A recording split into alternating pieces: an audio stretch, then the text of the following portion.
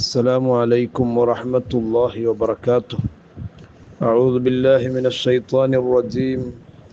بسم الله الرحمن الرحيم. الحمد لله رب العالمين. اللهم صل على سيدنا محمد وعلى آله وأصحاب سيدنا ومولانا محمد وعلى جميع الأنبياء والمرسلين وآل كل والصحابة أجمعين.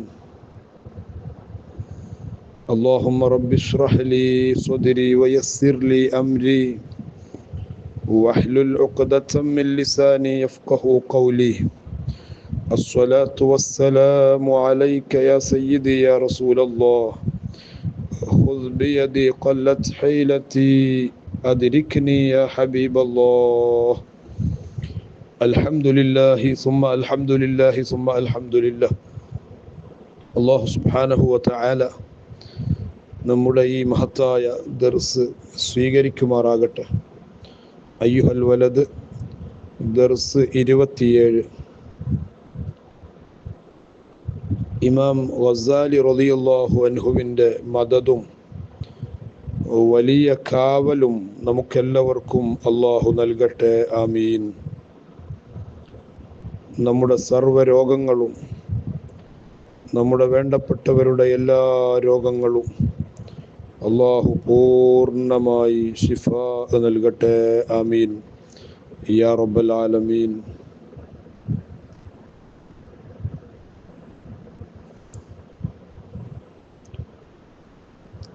അയ്യുഹൽ വലദ്,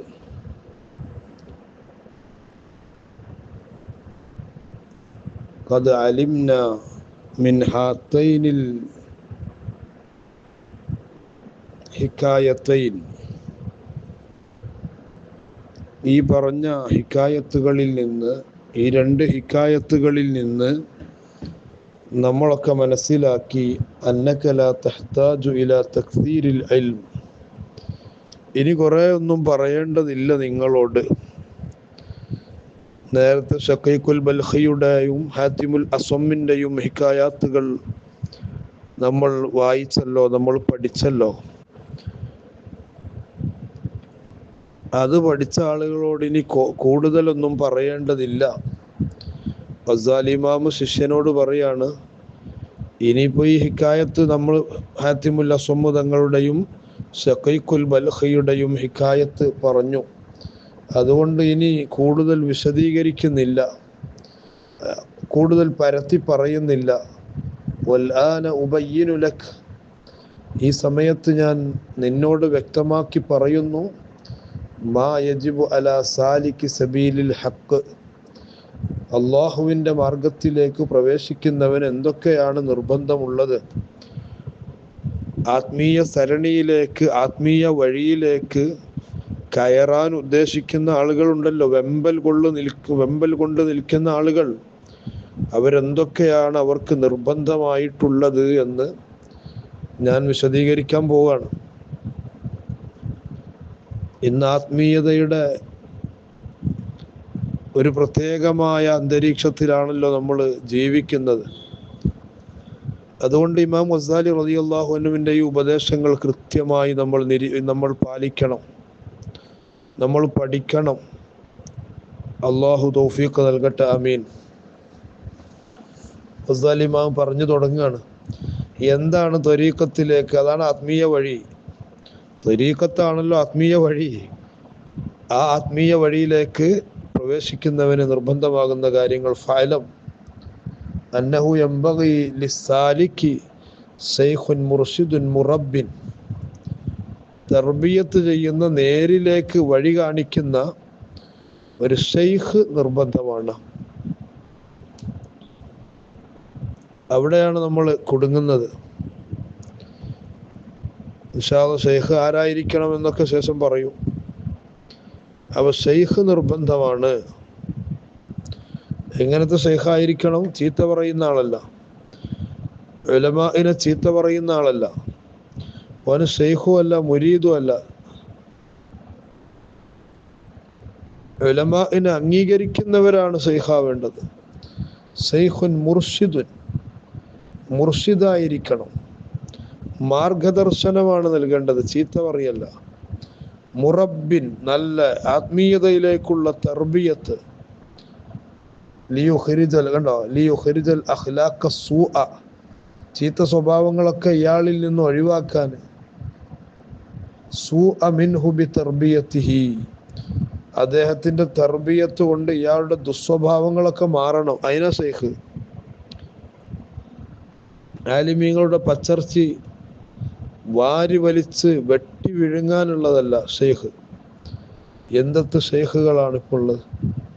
അല്ലാഹു നമ്മളെ കാക്കട്ടെ അവരെ ശർറിൽ നിന്ന്. വയജ്അല മകാനഹാ ഖുലുഖൻ ഹസന, ഇതാ ശൈഖിന്റെ പണി.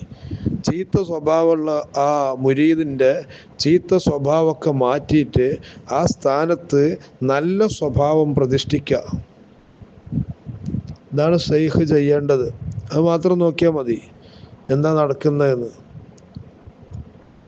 ചീത്ത സ്വഭാവമുള്ള മനുഷ്യനെ നല്ല സ്വഭാവമുള്ളവനാക്കി മാറ്റുക. ആലിമീങ്ങളെ ചീത്ത പറയുന്ന ഒരാളാണെങ്കിൽ ചീത്ത പറയാത്തൊരവസ്ഥയിലേക്ക് എത്തിക്കുക. ഇന്ന് ശൈഖ് എന്ന് പറയുന്ന ആള് ചീത്ത പറയാത്തവനെയും ചീത്ത പറയുന്ന ഒരു പോസ്റ്റിലേക്ക് എത്തിക്കുന്ന ആളാണ്. അങ്ങനെയാണ് പല ശൈഖന്മാരും.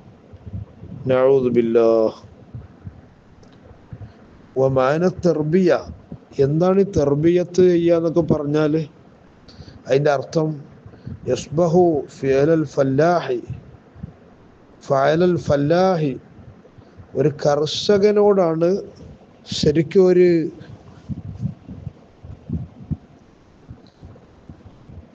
ഒരു കർഷകനോടാണ്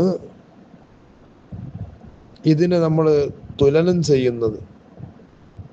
അല്ലത് എങ്ങനത്തെ കർഷകനാണ്? യഖലഉ ഷൗക, മുള്ളുകളൊക്കെ പറിച്ചു കളയും, കള പറിക്കും.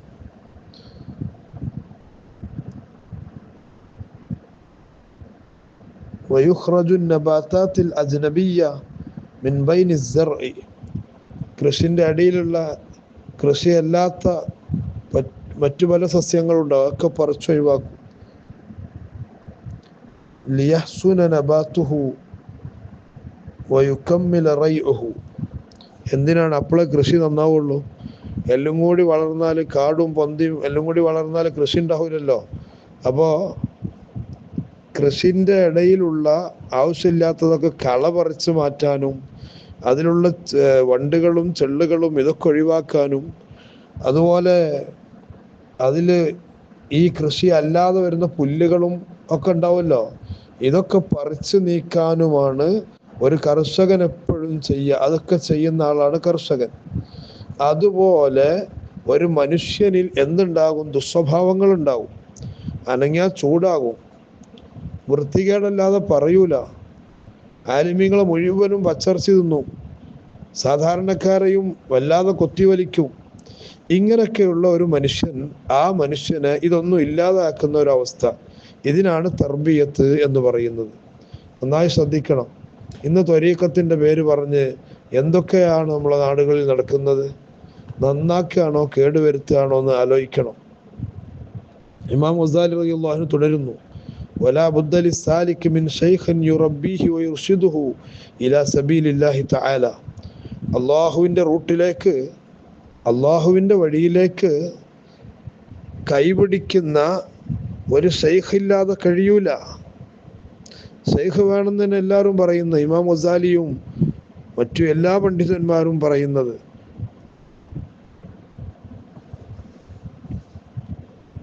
لأن الله تعالى أرسل إلى العباد رسولا للإرشاد إلى سبيله.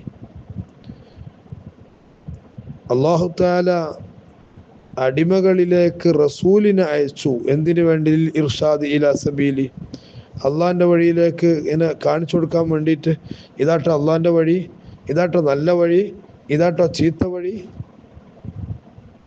ഇങ്ങനെ അംബിയ മുർസലുകളെ അല്ലാഹു തആല അയച്ചു.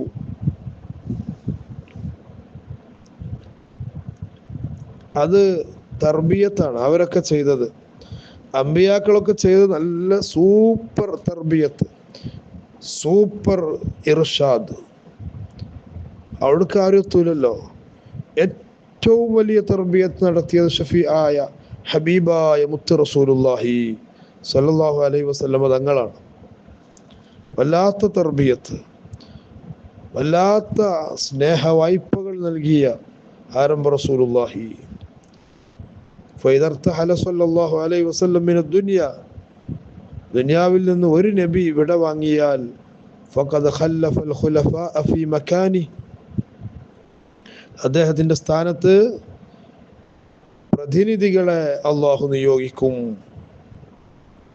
ഹബീബായ മുത്ത് റസൂലുള്ളാഹി സ്വല്ലല്ലാഹു അലൈഹി വസല്ലം തങ്ങളുടെ അവിടുത്തെ വഫാത്തോടുകൂടെ സയ്യിദ്ന അബൂബക്കർ സിദ്ദീഖ് റളിയല്ലാഹു അൻഹു ഖലീഫയായി വരുന്നു. പിന്നീട് ഉമർ ബിൻ ഖത്താബ് റളിയല്ലാഹു അൻഹു, Usman bin Affan, Ali bin Abi Talib റളിയല്ലാഹു അൻഹും ഇവരൊക്കെയും ഖുലഫാകളായി വരുന്നു. അതാണ് فإذا ارتحل صلى الله عليه وسلم من الدنيا فقد خلف الخلفاء في مكانه حتى يرشد الخلائق إلى الله تعالى. അള്ളാഹുവിലേക്ക് സൃഷ്ടികളൊക്കെ ക്ഷണിക്കാൻ വേണ്ടി മറ്റൊരു ഖലീഫയെ അള്ളാഹു നിയോഗിക്കുന്നു. ആകയാൽ മനുഷ്യനെ നന്നാക്കുന്ന നല്ല ഒരു ശൈഖിൻ്റെയും മുർഷിദിൻ്റെയും ആവശ്യം ഒരു സാലിക്കിനുണ്ട് എന്നാണ് ഇതുവരെ പറഞ്ഞതിൻ്റെ ആശയം. അള്ളാഹുവിൻ്റെ ത്വരീഖിലേക്ക്, അള്ളാഹുവിൻ്റെ സബീലിലേക്ക്, അള്ളാഹുവിൻ്റെ മാർഗത്തിലേക്ക് എത്തിച്ചേരുന്നവൻ ശ്രദ്ധിക്കേണ്ട കാര്യങ്ങളാണ് ഇന്നത്തെ ക്ലാസ്സിൽ തുടങ്ങി വെച്ചത്. അള്ളാഹു തആല നമ്മെ സ്വീകരിക്കുമാറാകട്ടെ. അള്ളാഹു നമ്മെ കബൂൽ ചെയ്യട്ടെ.